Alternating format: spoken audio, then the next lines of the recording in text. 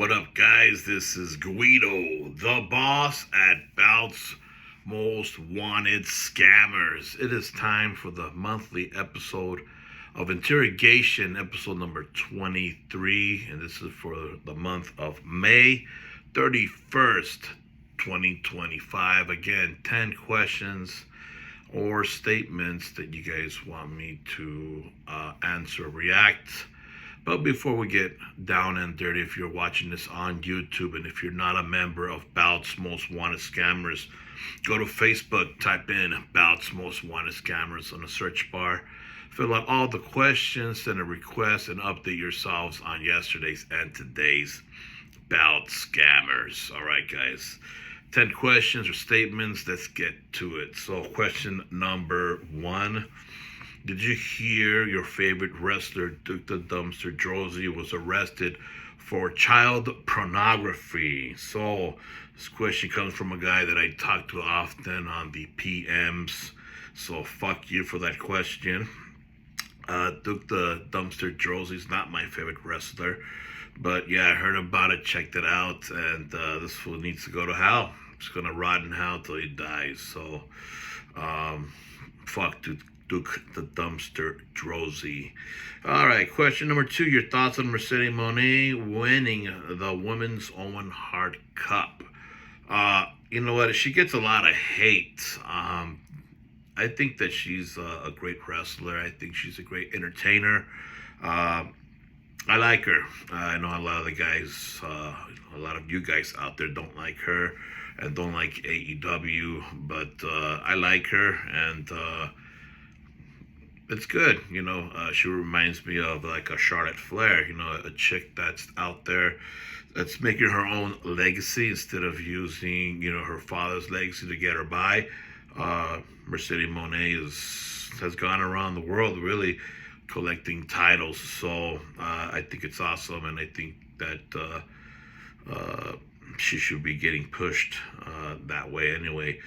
So question number 3. I see that you're an Alberto Del Rio guy. He's going to be out of a job, LOL. Are you mad, bro? So another guy that comes, question that comes from a guy on the PMs, this guy here. Busting my balls, another one. So Alberto Del Rio, or known as El Patron in Mexico in AAA. So this guy here, obviously he's the current champion right now, and he's gonna end up fighting Vikingo Jr. really soon for the Mega Championship, and WWE is already putting out Vikingo Jr. as the Mega Champion for AAA, and he's going to end up defending his title at Worlds Collide here in LA in about a week from now. So I think it's June 7th. So we're the 31st, so June 7th, yeah, a week from now. So he's already being basically promoted as the AAA Mega Champion, when technically, as of right now, Alberto Del Rio is still the current AAA Mega Champion. So, geez, I wonder who's going to win that match, right? So they're going to fight it up soon, and will he be out of a job? I mean, he didn't leave on a good term with WWE when he was there. It seems like he's kind of burning a couple of bridges, but there was a recent video of Del Rio when he was in a Mexican talk show host, and the father of Vikingo Jr. was there, and he beats the crap out of Vikingo and rip off his shirt and kicks him and all that stuff, and breaking furniture, and it was pretty good. It's a pretty good watch. You guys should check it out. I guess the director of that show was like, "Get out! You need to get out of here. You need to leave. I told you not to be doing this. Get out of here." And it looked legit. It looked really good. It looked good. Obviously, it's probably a kayfabe, but it was good. It's a good watch to see. But anyways, yeah, I hope that when Del Rio loses this title match, I hope that WWE still keeps him in AAA. I mean, this guy is really puts ass in seats there in Mexico. He's a rudo, a bad guy, and a lot of people don't like this guy. So he's putting ass in seats down there, and I hope that he sticks around, or WWE keeps him around. So, all right, question number 4. Did you see the video of the Fondo Deluxe nameplate letters that are actually stickers? Yes, I did. So I checked it out, and the Fondo Deluxe, I mean, I didn't expect that one. But then what do you expect when a product is made from China? Fuck, what do you expect? Like, shit.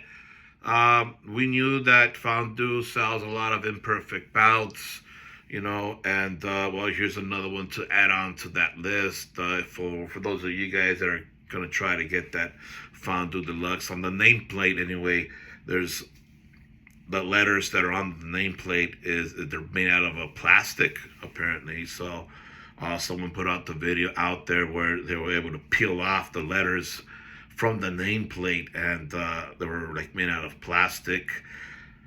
Sucks, because that belt's worth about, I think, $700 or $800, I want to say, that they're selling it. So, but then again, it's like, it's surprising, but it's not, because, well, it comes from China. So, the product that comes from China is known to, it's cheap stuff, shit that don't last that long, shit that breaks pretty much when you get it. So it's garbage. So watch out for that Fondo Deluxe nameplate out there, guys.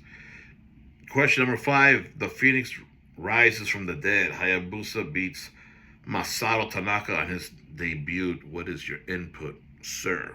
So, another guy that I chat a lot with on the PM. So, the debut or the rebirth, I guess, of Hayabusa, for those of you guys who don't know who that is, it's a Japanese wrestler years ago, passed away.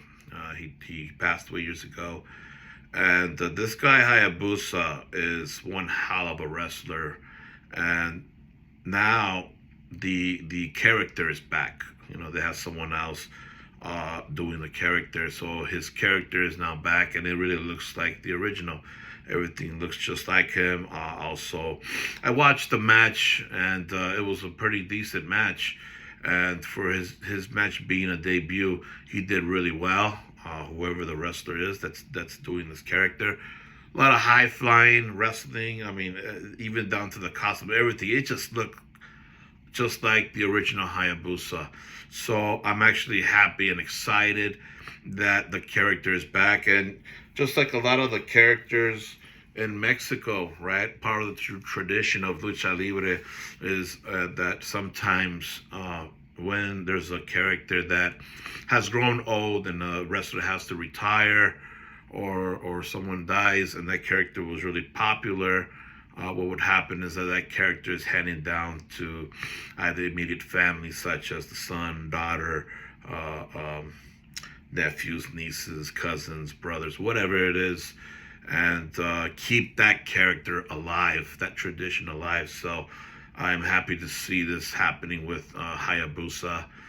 He's a masked wrestler from Japan, and so he's back. Hayabusa is back, the Phoenix. So I'm going to keep an eye out further on that, including some of the guys that I chat on the PM.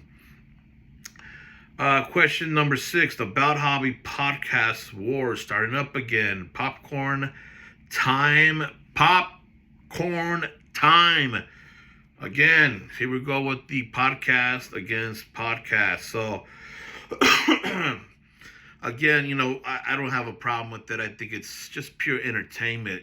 When this thing happens, when podcast goes against podcast, or a non-individual, bashes another individual, I think that secretly a lot of us like the drama, even though a lot of us say that we don't. You guys are like closet whores. You guys do, man. Come on now. Who the fuck are you kidding? Like, for reals. So, It's good. It's good entertainment. I like to watch it while I'm at work in my break, or when I'm taking a massive shit or something like that. Or if I do a lot of housework here at my house, yard work, cleaning the pool, etc. So I like to play a podcast on while I'm doing, housework on the weekends. So, but I think it's great. I think it's, again, popcorn time. So it is what it is, guys. I mean, I'm being honest with the shit. So, question number 7. We talk a lot about death matches, and we love that style. But I got to hear your thoughts on the death of the homicidal, suicidal, genocidal Sabu. So another guy that I talk to a lot on the PM's chat. So Sabu, the death of Sabu, he just passed away not that long ago. He had his last match not that long ago. So Sabu, as y'all know, or some of you know, Sabu is my favorite wrestler. As a matter of fact, if you guys can look right over here, I have a picture of him up here. Now, Sabu he's always been my guy ever since the tape trading days back in the 90s. So back in the 90s, you notice here, Sabu is the only one that's on my wall. Here, I got nobody else on my wall, or even here. It's only Sabu. He's so far the worthy one of being on my wall here on my wannabe man cave area. But Sabu, that one hit hard on me. That one hurt. That one broke my heart a bit. And not just me, but a lot of people out there, including my older brother. This guy came into my life in the 90s, mid 90s and up. And along with the VHS tape trading, a lot of his matches was on there. And I remember taking a look at this guy, and I was just blown away on who this guy was. And when he went to ECW, when he was in ECW, obviously I got exposed to him a little bit more as he made his style, even amplified his style more here in America in ECW back in the 90s, late 90s. Sabu was one where even if you didn't know who he was, okay? Picture this, you didn't know who he was. If you were to see Sabu, this guy just walking towards you, all you had to do was take a look at his body. Take a look at his body and you will see a road maps of scars. And when you take a look at that and you take a look at his face, you know that this guy here was legit. You know that this guy here meant business. This guy here is a dangerous individual, and he's not to be fucked with. And he's type of guy that will kick your ass. And some people were afraid of this guy. They thought that, man, this guy's fucking crazy. And reality truth, he's fucking nuts. This guy is crazy.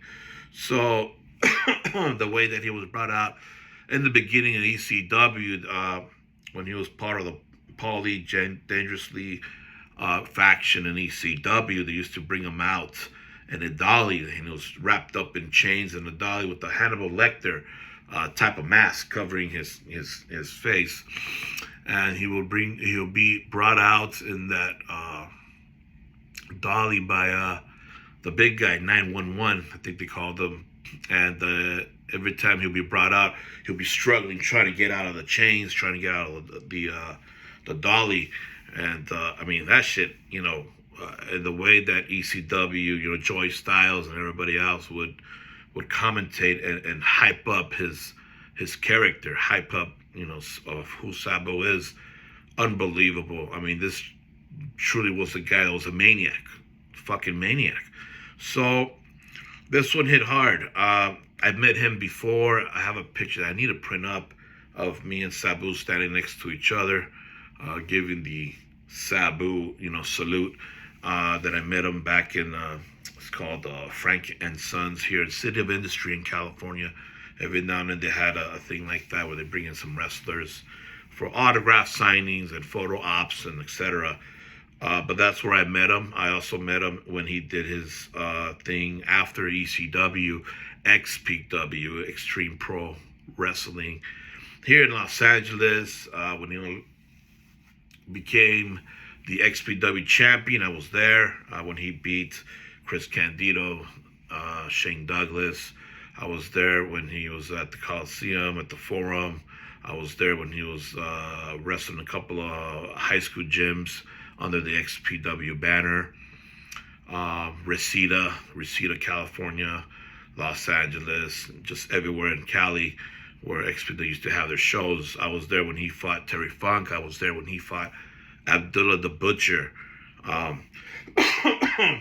But later on I'll make a video about a Sabu tribute because he meant a lot to me. He was a character that you're not going to see another Sabu, definitely an original. This guy, you're not going to see a copy of, man. An innovator. He should have been a millionaire. At least that's my opinion. He did a lot of firsts for everything in the sport, introducing tables and whatnot. But yeah, I mean, gonna miss this guy. I'm still watching videos of him today. He's been gone for about, I think, a month or something like that. And it's just a trip. I don't think that his last match contributed to his death. These people that are blaming Joey and the company down there. Yeah, again, I don't think that contributed to his death. Sabu even did a signing after that, so he appeared to be okay. I seen an interview where Francine even said, well, I seen him on the day of the signing, he looked tired. I guess she knew something was wrong. She just seen him to be a little bit more tired than usual. And then she had asked him if he was okay, and he said, yeah, I'm all right, just a little tired. And then about a week after that, he ended up passing away. So,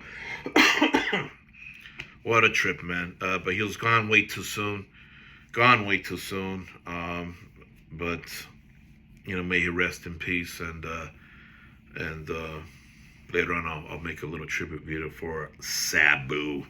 All right, let's see here. Question number 8. Guido, Carmine, and Gary wants to know, why haven't you given EJ Kelly a bolo file number? They are talking some shit over there. So I asked this guy, what are you talking about? What you hear now? And he showed me a 2-minute clip on a show that they had. And so in this 2-minute clip, basically the main complaint about me was that why haven't I gave EJ Kelly a file number? So why haven't I gave him a file number? So here we go. So this is the reason why. So first off, I actually already tried hitting up EJ Kelly when I first heard these rumors that he might have scammed or has committed a scam, allegedly. Don't know. I don't have evidence. So allegedly committed a scam. I hit up EJ Kelly myself, and he never replied back. So once I found out some of the victims, two victims of the situation, I asked them, hey man, so I heard that EJ Kelly, scammed you. So what happened? What's up? What's the details? And both of these two guys that I talked to both said a similar answer, which is, well, we don't want to say nothing yet until he makes things right. We're going to give him some time until he makes things right. So no one is letting the cat out of the bag, or at least they're not shouting out evidence of a potential scam or scam. So my hands are tied. I cannot put a guy on blast that is known in the hobby. Now, this guy I do have as a Facebook friend on that video clip. Say, oh, maybe are they friends? And Gary says, oh yeah, they used to run a group together, which is a lie. He's never been a moderator of my group, nor I have never been a moderator of his group, which is 4mm belts. So don't know where you got that from, Gary. Maybe because you were still high on your crack or meth or whatever it is that you do now. But that's false on that part. So I am Facebook friends of EJ Cali. There hasn't been that much activity in that area, but I already tried contacting him and, not getting an answer back. So I'm just basically waiting, like a lot of people out there are waiting to see evidence, to see proof. This guy was at one point an anti scammer, on the war against scammers, and would put people on blast and et cetera, et cetera. And then now he finds himself, well, basically at the end of that type of treatment. So with me, even though that I have him as a Facebook friend, if I ever get a hold of evidence, you could best believe it. EJ, if you're happy to watch this later, whenever you watch this part of this clip, brother, hate to say it, man, but you're going to have a case number if I get presented evidence, man. So it is what it is. This is, the bad part of being a friend with somebody, especially if they do something wrong. This is why I don't have a whole lot of friends here in the bout hobby. I've only accepted maybe about 4, 5 at the top of friend requests. I don't have that many, so it's like about four people, and 4, something like that, 4 or 5. So, but I have received a lot. I have received a lot of friend requests from a lot of people, known people in the bout hobby. But this is one of the reasons why. Another reason why that I don't have a moderator or an admin to help me out at Bout's Most Wanted Scammers, because of situations like this that might occur later. So imagine that if I were to have somebody like EJ Kelly as a moderator of my group, Bout's Most Wanted Scammers, and to find out that he's doing the scam himself, fuck. At that point, my group becomes shit, right? There's no point of trusting or believing my group anymore on that part. So this is why I like to run it by myself. I don't need any potential issues that might arise later. So a couple more questions that I want to answer in that small little clip video there. Is that Gary says that, oh, I got a bolo number, and then Carmen says, oh, I have one too.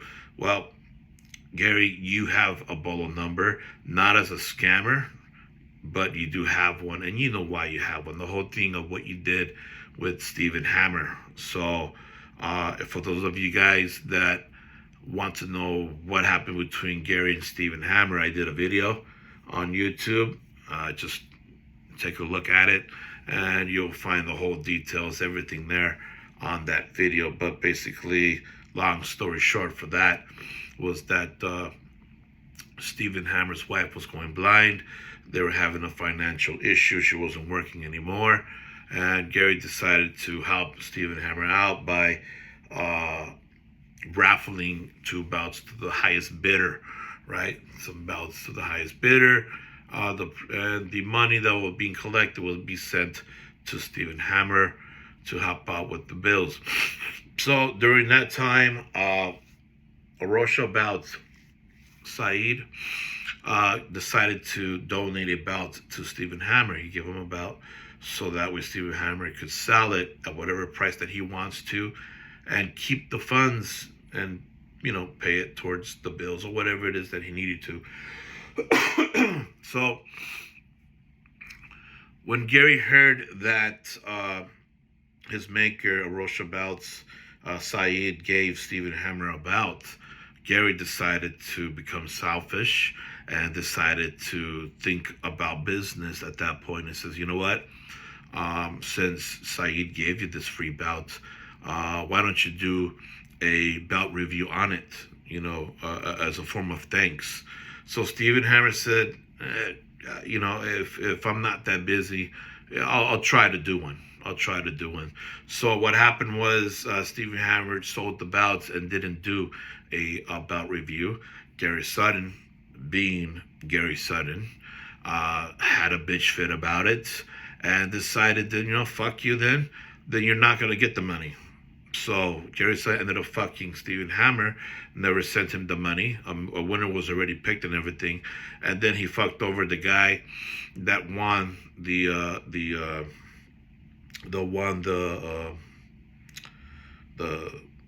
it wasn't a raffle. The won the I just forgot what I said, but he won he was the highest bid. He was the highest bid, and he never got sent the belts. So he fucked over two people, and that's the reason why Gary Sutton has a file number at Bouts Most Wanted Scammers. It was a shady behavior from Gary Sutton, and that's the reason why. So, and as far as for Carmine, yeah, he had a case number. At the time when Gary and I didn't have any issues, I was barely starting up my group. And the number one guy back then that would say that Carmine was a scammer and that Carmine knew that Eddie Williams was scamming and that Carmine was with Eddie Williams scamming was who, guys? If you guys could remember a couple of years ago, a lot of you guys might not know what was going on then, but what happened was Gary Sutton was the number one guy that was yelling at the top of his lungs in the bout hobby, stating that Carmine and a couple of other guys and part of Carmine's little circle there with Eddie Williams was scamming bout makers and basically taking money from them and doing all kinds of shady shit that Eddie Williams did. So Carmine was the one. Gary Sutton was the one, Carmine, if you're looking at this part, that he was really the responsible one of me making a case number for you, Carmine. So if you want someone to blame, you can blame Gary Sutton for that. So, the guy that you're holding now, cocks with each other. So your new bed buddy. Whatever, man. So that's how you can tell that these guys don't have friends, is when trash invites trash. And now they're holding hands and holding cocks and ass fucking each other. It is what it is. But yeah, your case number was deleted after when Gary and I had a fallout, and I thought about that situation, and I decided to take you off the list. So you haven't been a part of my list for many years, or a couple of years, as soon as shit fell out between Gary and I. So, but this is what happens. I think Gary even mentions in your show that there was another individual at CBB that was in his ear, letting him know what was going on with the bout hobby, and Gary would go and turn around and say it out, put people on blast. The same thing happened between Gary and I. So when I heard Gary saying about all the stuff, and at that time, it seemed like Gary was a respected individual in the bout hobby. This guy told no lies. Apparently he did. And I went ahead and believed him, and, shit happens. And then I took you off the list eventually. So, but anyways, so that was that. So that's the main reason why EJ Cali still doesn't have a case number. I have no evidence. I have no proof. Someone has it, drop it in my DM, and we'll go from there. So, all right. Question number 9. What you think about the incident that a seller tried to force the buyer to pay for half of the money when the package of several belts got lost by USPS? Should the buyer pay for half? So, this is a crazy situation. A customer pays over $1,000, a lot of money, for several belts to the seller, and the seller goes and sends these belts, gives the tracking to the buyer. Now the seller didn't pay for insurance. So USPS ended up losing the package, losing a couple of bouts, the whole package, whatever bouts it was, or several bouts. Once they lost the package, the seller decided to say, well, let's make this fair, and why don't you pay me half? We'll make it even. I'm going to refund you half of your money. And since I lost the bouts, at least, we'll both take a loss. And so the buyer, I believe, in my own opinion, was probably forced or pressured to say yes. And he agreed to take a loss and pay half to the seller. And this thing was way over $1,000. And so the buyer decided to think about this and say, you know what, why should I pay any money if I didn't get any bouts? So the buyer decided to make a post in one of the groups explaining the whole situation and asked people, what's your opinion? Should I pay half or should I not? And so about 99% of the comments on that thread equal to what I'm about to say, which is, if you didn't get shit, you shouldn't pay for shit. So there was only 1%, meaning one individual out of that 99%, which I believe was a troll account, because the Facebook picture was, I think, a wrestler, and they didn't have that many friends on there, and the Facebook was fairly brand new. But this person kept on backing up the seller. Now, they agreed on paying half, so he should have paid half. He's a scammer. He's a scammer because he didn't pay the seller half of the money. So you gotta be stupid, to do something like that. I believe that the buyer was again pressured and probably wasn't, he should have thought about it. He made a mistake of saying, yeah, I'll give you half, when he shouldn't have done it.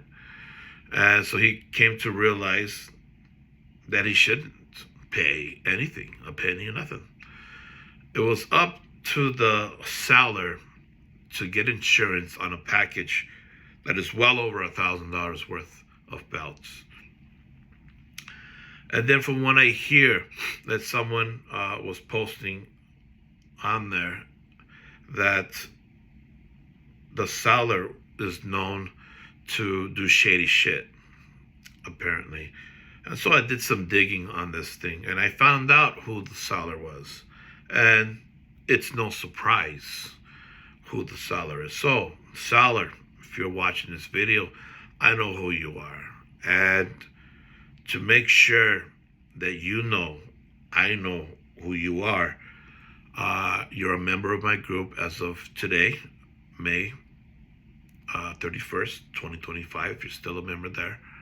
And you used to be the former moderator of either it was the mid-card mayhem bout group, or the other one that used to be Bob's Championship Bouts, and that's now Turnbuckle Bouts. But you used to be the moderator of one of those groups. I forgot which one. And you ended up resigning as the moderator for whatever reason. I could assume why. I heard a lot of bad things about you. A lot of bad things came out. And a lot of people said a lot of bad things about you. So don't be surprised later that you end up on my list with the case number for that. But anyways, half of the stories that I heard about you is half of it is good, and then half of it is bad. That you're known to do shady shit, and that you're a horrible seller, and et cetera, et cetera. So don't be surprised later, brother, if you happen to be popping up on my list, man. So if I was you, I'd be careful, selling shit to other people and how you conduct yourself from here on out, man, because you're hanging by a thread, just like EJ Kelly hanging by a thread, same thing.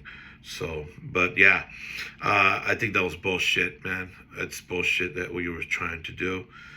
Even if the buyer agreed to pay you half of the bouts because USPS lost them. Yeah, it's not your fault that USPS lost them, but why wouldn't you put insurance on several bouts that's costing over $1,000? It's just ridiculous, apparently you've been in the bout hobby for a long time, and you've conducted a lot of business, and what you did was really a rookie mistake. So goes to show you there that the other half of what the other people are saying is not good when it comes up to your reputation. So, but yeah, apparently you're a member of where the buyer put that post on that bout group. You're a member there. I see your name there, yet you didn't reply to it. So you didn't say nothing about it. Wonder why? Don't know. All right, guys. And that was question number 9. Question number 10. So this thing just happened just not too long ago. Reggie Parks Legacy Collection, basically a bootleg with the corrected artwork, right? So this thing here just happened a few hours ago today, and interesting thing. So Kevin Davenport, the Double Dropkick podcast, apparently had a show a few hours ago, and they introduced Groovy G and C4. They are tag teaming, joining forces into creating Reggie Park kayfabe belts is the word that was used on the show. I didn't watch the show as it was going on. Again, on the weekends, I tend to do a lot of housework, and so I was watching. Only got to watch the first 30 minutes, the first 30 minutes of the show, and up to the point where they showed off the U.S. belt, that they already have made the U.S. belt and they have some in stock. And then after that, they were talking about that the belts are kayfabe, and then I had to finish doing other stuff, doing errands. So I didn't get to watch the end of the show, but when I went back to finish the show, because it was like a 2.5-hour show, I couldn't find the video. So I'm like, what the hell's going on? So apparently drama happened, and a lot of people were upset about, what was said on the show. And basically, I read some comments that are saying basically what was just said in the question is that basically bootleg belts is just going to be made with the corrected artwork. Other than that, because it's not going to be stamped Reggie Parks. But even though it's called the Reggie Parks Legacy Collection or something like that, I don't know if I'm even saying that correctly. So that's what being said. I didn't get to finish the video. Apparently there was a blowout in the video. From what I'm hearing, Kevin Davenport became upset, started to, I guess, go at it with a couple of people in the show. So I didn't get to see any of it. This is allegedly, I guess, this is what I'm being told, is what I'm reading. So, but I think, I don't know what's going to happen. I don't know at this point in time whether they're going to continue with this situation. Don't know what was said on that show because it's been taken off the YouTube. So interesting thing, and we'll see what's going to happen as the following days come forward. But it's no longer on YouTube, so I don't know. I don't know what's going to happen. Supposedly that they got permission to Groovy G and Colin from C4 got permission to make these Reggie Parks belts on behalf of his name or whatever. Then there's other people that are saying that they didn't get permission to do this, so it'll be considered as, fraud or bootleg or whatever. But they did use the term kayfabe. They're gonna use the term kayfabe. So don't know, guys. This thing's up in the air, so I didn't get to watch more than 30 minutes of it. So y'all know more than I do, for those of you that did watch the show, and then from what I hear. So, but anyways, that was 10 question, guys. Interrogation episode number 23, May 31st today, 2025. And I'll catch you guys next month at the end of June. Peace out and be safe in the battle hobby. Catch you guys later.